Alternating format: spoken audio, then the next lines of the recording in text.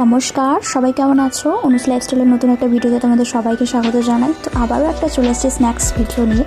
এটা সোয়াবিন দিয়ে, তো প্রথমে সোয়াবিনগুলোকে খুব ভালো করে সেদ্ধ করে নিতে হবে। তারপরে একটা মশলা রেডি করে নিতে হবে, সেটা হচ্ছে পেঁয়াজকে ওই 4 টুকরো মতো করে কেটে নিতে হবে। তারপরে এটাকে মিক্সিতে পেস্ট করে নিতে হবে। তো পেঁয়াজ, কাঁচা লঙ্কা, আদা আর একটু রসুন দিয়ে মিক্সিতে খুব ভালো করে গুঁড়িয়ে নিতে হবে। তবে এটা সম্পূর্ণ জল ছাড়া করতে হবে, জল দিলে কিন্তু হবে না।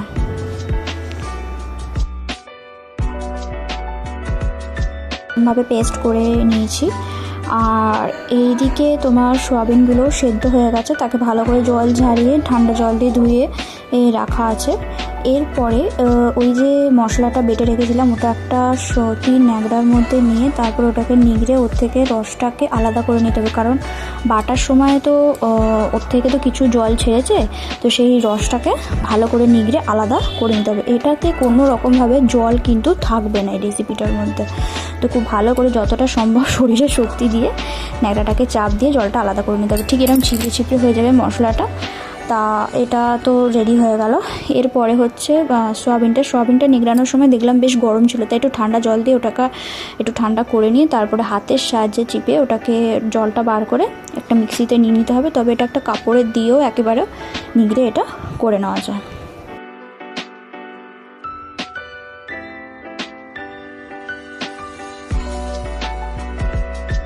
সমস্ত জল বার করে নিয়েছে, তো এইভাবে মিক্সিতে দিয়ে দিয়েছে। এবার এটাকেও মিক্সিতে খুব ভালো করে ঘুরিয়ে নিতে হবে। অনেকবার বারবার করে চামচি দিয়ে ঘেটে ঘেটে খুব ভালো করে ঘুরিয়ে নিতে হবে। যেহেতু জল দেওয়া নেই তাই খুব ভালো করে এটাকে ঘুরিয়ে নিতে হবে।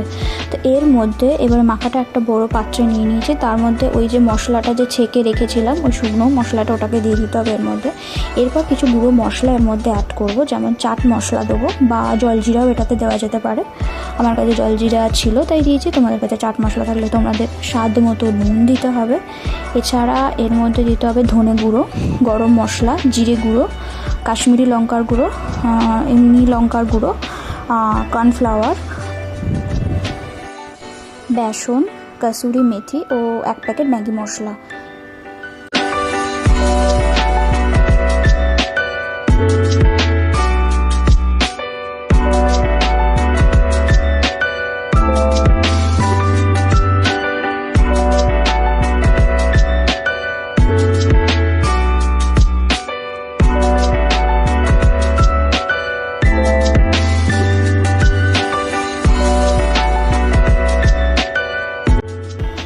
ধনে পাতাগুলোকে খুব ফাইন করে চপ করে নিতে হবে একটা চপারের সাহায্যে।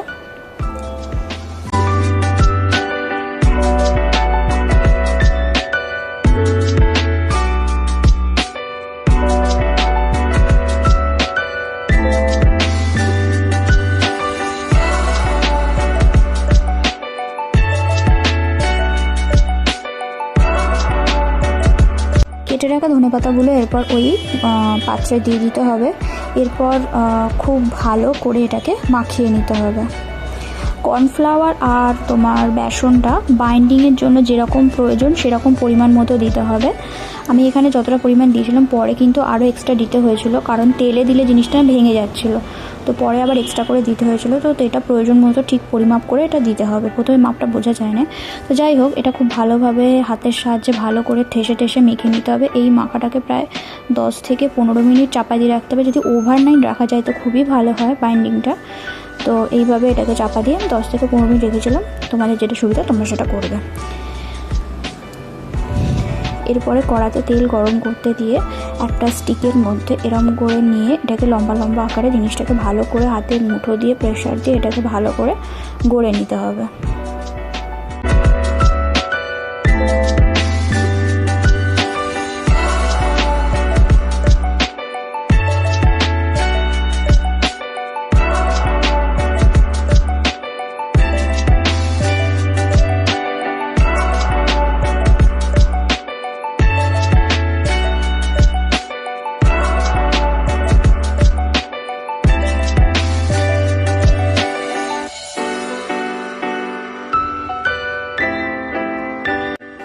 তারপর এগুলোকে একের পর আস্তে আস্তে তেলের মধ্যে ছেড়ে দিতে হবে। তেল কিন্তু খুব বেশি নয়, মানে ডুবো তেল নয়, মোটামুটি একটু তেল দিয়ে এটাকে উল্টে পাল্টে গোল্ডেন ব্রাউন করে ধৈর্য নিয়ে ভাজতে হবে, কারণ এটা বাইরে থেকে হয়ে যায় কিন্তু ভেতর থেকে জিনিসটা কাঁচা থাকে, কাঁচা গন্ধ লাগে, তাই খুব ভালো করে ভেতর বাইরে খুব ভালো করে জিনিসটাকে ভেজে নিতে হবে।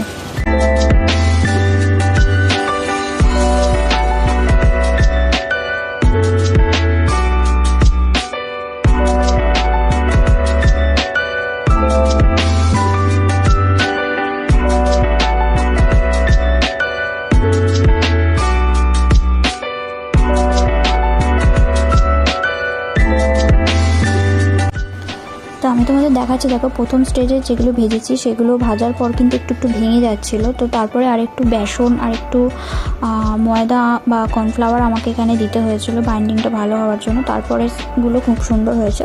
তো এবারে একের পর এক এরমভাবে ভেজে তুলে খুব সুন্দর করে টমেটো সস দিয়ে গার্নিশ করে নিয়েছি। খুব চটজলদি একটা স্ন্যাক্স রেসিপি, এটা সন্ধ্যেবেলা চায়ের সাথে প্রচণ্ড পরিমাণে ভালো লাগবে। এটা দিয়েও খাওয়া যেতে পারে, কাসুন্দি দিয়েও। প্লিজ তোমরা বাড়িতে আবার ট্রাই করো। আজকের মতো এইটুকুনি, দেখার পরবর্তী কোনো একটা কিছু, ততক্ষণ টাটা।